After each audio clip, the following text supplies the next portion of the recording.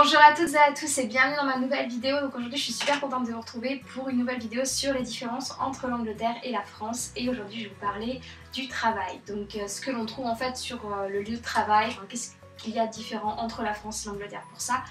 Voilà, je pensais que ça pouvait être intéressant pour certains d'entre vous qui voudraient peut-être vous expatrier et voudraient peut-être travailler un jour en Angleterre. Il y a 2-3 petites choses à savoir, donc voilà. Mais écoutez, je commence tout de suite, j'arrête de parler par rapport à ça, c'est parti. Alors, j'ai mes petites fiches, donc vous inquiétez pas si je baisse les yeux, c'est pour être sûr de rien oublier comme d'habitude. Donc, premièrement, ce qui est différent, donc c'est vrai qu'en France, généralement, on travaille 35 heures par semaine où, voilà, voilà, les horaires français, on va dire, sont un petit peu plus cool, on va dire, que ceux de l'Angleterre, alors qu'en Angleterre, nous, les horaires, donc le nombre d'horaires par semaine est de 48 heures maximum. Donc c'est-à-dire qu'en fait, votre patron vous faire vraiment travailler jusqu'à 48 heures, et des fois, ça peut aller jusqu'à 60 heures ou ce genre de choses quand c'est, on va dire, dans un secteur comme l'hôtellerie-restauration. C'est vrai que c'est un petit peu moins regardant sur les horaires dans ce type de secteur, mais voilà, 48 heures par semaine, c'est pas très fréquent que voilà, les entreprises vous fassent travailler 48 heures, mais je sais que beaucoup d'entreprises font travailler au moins 45 heures, et pour l'avoir fait, c'est dur. Pour l'avoir fait, c'est assez dur, c'est du 8h30, 5h30, et c'est, enfin franchement, personnellement, si je peux éviter ça, j'aimerais, parce que c'est un petit peu beaucoup. Enfin moi personnellement, je trouve ça un petit peu trop, surtout pour le salaire, des fois c'est pas vraiment terrible aussi, donc bon. Ensuite, deuxième différence, donc c'est le clavier d'ordinateur. Donc si vous travaillez dans un bureau, vous serez sûrement amené à bien sûr taper sur un ordinateur. Et il faut savoir que le clavier d'ordinateur est complètement différent de celui de la France, c'est-à-dire que celui de l'Angleterre c'est en QWERTY, et alors que celui de la France s'appelle en AZERTY. Je crois que c'est ça, oui. En fait, pourquoi QWERTY ça s'appelle comme ça? C'est parce qu'en fait c'est les premières touches partant par la gauche qui font QUERTY. Voilà, donc en fait ce sont les touches anglaises, alors que nous en France, AZERTY, nous c'est AZERTY. Alors voilà, moi c'est vrai que personnellement je me suis maintenant habituée à taper sur les claviers anglais, et c'est vrai que c'est assez bizarre parce que maintenant en fait j'écris en français avec un clavier anglais. Donc je pense que j'arriverai à retourner sur un clavier français étant donné que je m'en suis servi quand même pas mal d'années avant de bouger en Angleterre. Mais c'est vrai que maintenant je me suis vachement habituée à celui anglais. Bon, c'est vrai qu'il n'y a pas d'accent, donc c'est pour ça que des fois quand vous voyez que je poste une vidéo ou que je vous réponds en commentaire, il n'y a pas d'accent, c'est parce qu'en fait mon clavier n'en a pas. Donc vous m'excusez pour ça, mais voilà, il n'y a pas d'accent en Angleterre.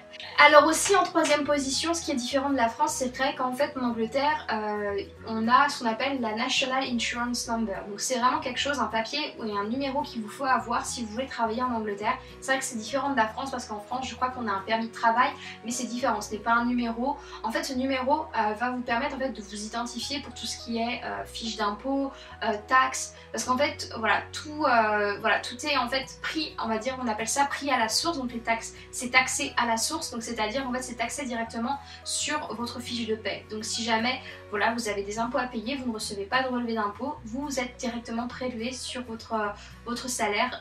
Donc bon, moi personnellement je trouve ça un peu mieux parce que c'est vrai qu'on n'a pas besoin de s'en soucier.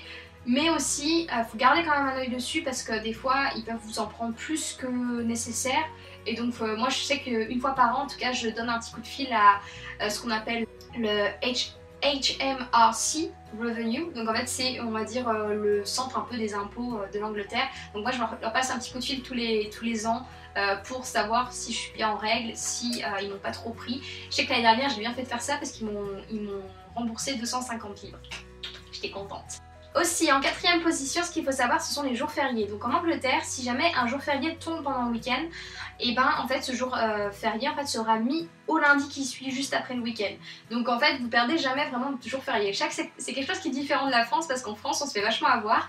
C'est quand un jour férié tombe un samedi, dimanche, et ben on l'a pas, on l'a dans le cul. Donc ouais, c'est plutôt cool. Donc c'est vrai que moi ça me plaît, c'est quelque chose. Bon, on n'a pas beaucoup de jours fériés en Angleterre, on en a 8 au total avec Noël, jour de l'an, voilà. Donc c'est pas énorme, mais bon. Voilà, vaut mieux pas les perdre, donc c'est plutôt cool qu'ils les mettent le lundi, comme ça vous fait des grands week-ends, donc c'est plutôt pas mal. Aussi en cinquième position, il y a les signes religieux. Donc en Angleterre, c'est pas du tout le même, comment dire, ils sont pas laïcs comme nous on est en France. En fait en Angleterre, on a le droit en fait de porter en fait son signe religieux, que ce soit au travail, à l'école, dans la rue, en lieu public, peu importe. Voilà, les signes religieux ne sont pas interdits sur le lieu de travail, donc c'est très souvent que vous verrez par exemple des personnes porter par exemple un voile pour les musulmans, même les turbans pour les hindous, vous avez vraiment de tout, enfin vraiment vous avez les juifs aussi porter la kippa au travail, enfin voilà, c'est très commun. Aussi en 6ème position c'est la retraite. Alors en Angleterre, ce qu'il faut savoir c'est que le régime de retraite est vraiment très différent de celui de la France. Alors en France, nous on a un régime de retraite qui est on va dire public, donc c'est fait par le gouvernement. C'est encadré par le gouvernement. Voilà, en France en fait si vous voulez c'est tout le monde participe pour tout le monde, on va dire. Je crois que c'est une retraite par répartition je crois en France, vous me dites si je me trompe, hein, sûrement que c'est pas ça. Mais c'est-à-dire que si on prend de votre salaire, on va aussi donner à une autre personne. Alors qu'en Angleterre vous avez deux choix. Vous avez le choix entre la retraite passant par le gouvernement, donc le côté public, qui est donc pareil, une retraite par répartition. Donc par contre, le problème de la retraite publique, c'est que depuis 20 ans, elle a extrêmement baissé. C'est-à-dire que si jamais vous partez à la retraite à l'âge de 65 ans, qui est l'âge minimum généralement en Angleterre du départ à la retraite, et ben vous allez toucher environ 130 livres par semaine. Ce qui est rapporté au mois est très peu, c'est-à-dire environ 400, 500, on va dire 550 livres par mois, ce qui est vraiment très bas. Alors que vous avez aussi le choix de prendre une retraite, une complémentaire, enfin une retraite en fait privée. Donc là vous allez en fait être avec on va dire une complémentaire, c'est pas une complémentaire santé mais c'est une complémentaire de retraite. Et en fait vous allez vous inscrire, par exemple moi je suis chez Nest, donc c'est écrit N-E-S-T. C'est en fait une entreprise privée qui en fait vous permet en fait de mettre en place en fait une retraite par capitalisation, on appelle ça.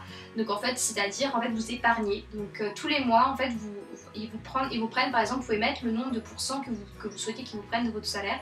Moi par exemple j'ai mis 1% parce que c'est vrai que ce que je gagne n'est pas encore énorme, donc c'est vrai que voilà, s'ils me prennent plus de pourcents, ben, je vais le sentir.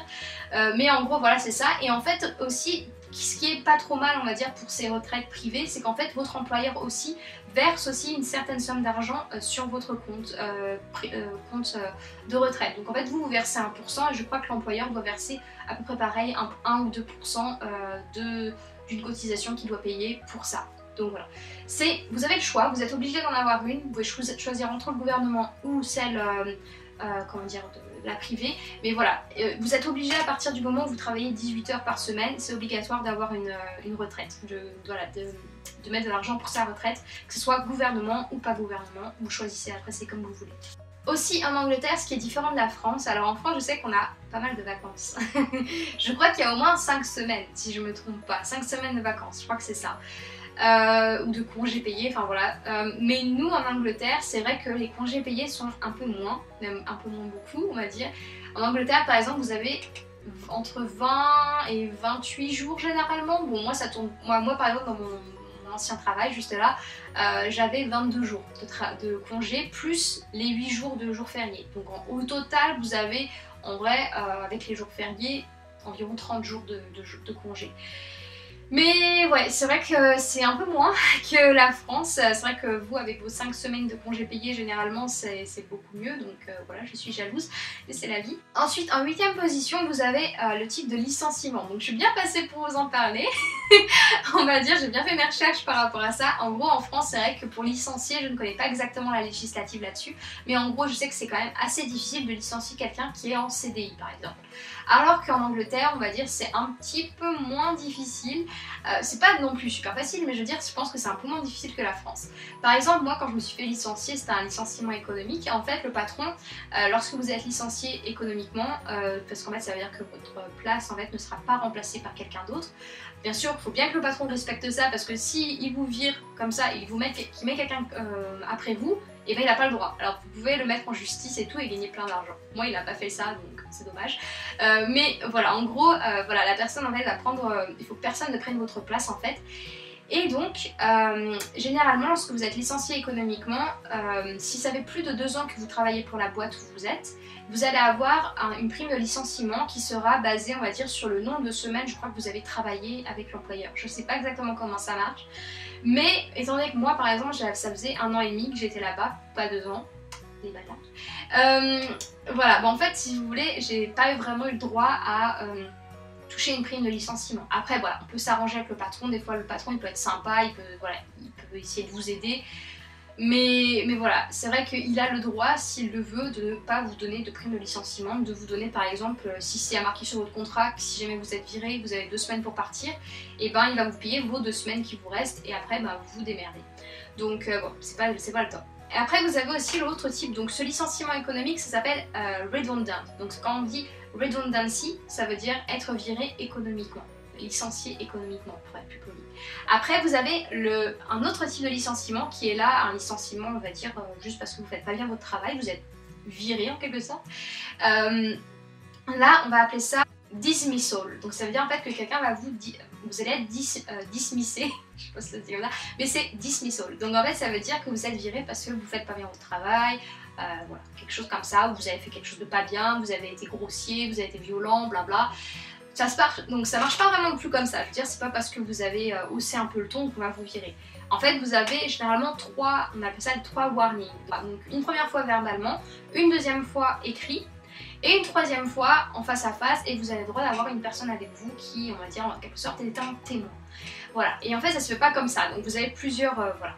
Après si bien sûr vous avez été violent, vous avez fait des choses pas bien, machin, enfin vraiment quelque chose de vraiment pas bien du tout, là bien sûr vous pouvez être viré sur le champ. Et là bien sûr il n'y a pas de prime de licenciement, il n'y a pas de dette, enfin voilà, vous êtes viré, vous cherchez un autre travail.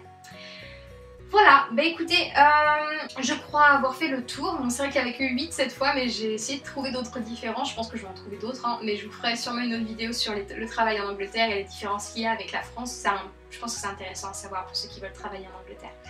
Bah écoutez, j'espère que cette vidéo vous a plu, que ça vous a appris 2-3 trucs sur l'Angleterre encore une fois. Et n'hésitez pas à laisser un like si c'est le cas, n'oubliez pas de vous abonner à la chaîne comme d'habitude et de laisser en commentaire si jamais vous avez eu des expériences en Angleterre, comme vous êtes fait virer ou voilà ce genre de choses. Ça m'intéresse à connaître un peu vos histoires, ou si jamais vous avez des questions. Vous savez que je réponds très souvent à vos questions en commentaire, donc n'hésitez vraiment pas. Voilà, bah écoutez, je vous embrasse toutes et tous super fort et puis je vous dis à la semaine prochaine pour une toute nouvelle vidéo. Ciao!